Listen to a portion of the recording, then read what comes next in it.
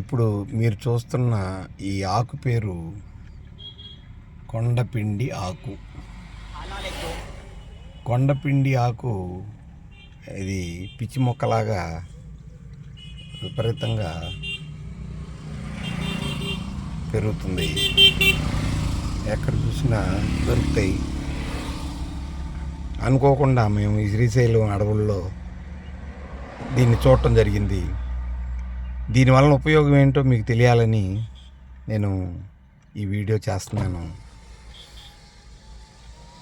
కొండపిండి ఆకుతోటి మీరు కూర చేసుకొని తిన్నా, లేదంటే లైక్ గోంగూరలాగా, లేదంటే తోటకూరలాగా కూర చేసుకొని తిన్నా, లేదంటే పప్పులో వేసుకొని తిన్నా కిడ్నీలు ఫంక్షన్ చాలా అభివృద్ధి చెందుద్ది. అట్లాగే క్రియాటినం తగ్గిపోతుంది దీనివలన. దీన్ని 40 రోజులు భోజనంలో తీసుకున్నట్టయితే క్రియాటినం ఏదైతే ఇంక్రీజ్ అవుతుందో 1.5 ఉండాలి. 1.5 కంటే ఎక్కువ ఎవరికైతే చూపిస్తూ ఉంటుందో ఇది తిన్నట్లయితే 40 రోజులు అది కూరల్లో మెడిసిన్ ఆటోమేటిక్గా మీకు కడుపులోకి వెళ్ళిపోతుంది.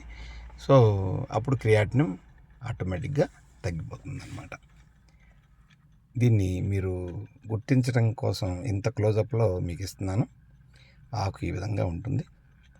దీన్ని కొండపిండి ఆకు అంటారు. ఇది మీకు పొలాల్లో గట్ల మీద ఎక్కడ పడితే అక్కడ మీకు కనిపిస్తూ ఉంటుంది. తీసుకొచ్చుకోవచ్చు. ఇది ఈ కాలం చిగురులు పెట్టి వస్తూ ఉంటుంది అన్నమాట, వర్షాకాలం. అది చూడండి ఎంత మంచి టిప్పో కిడ్నీలకి.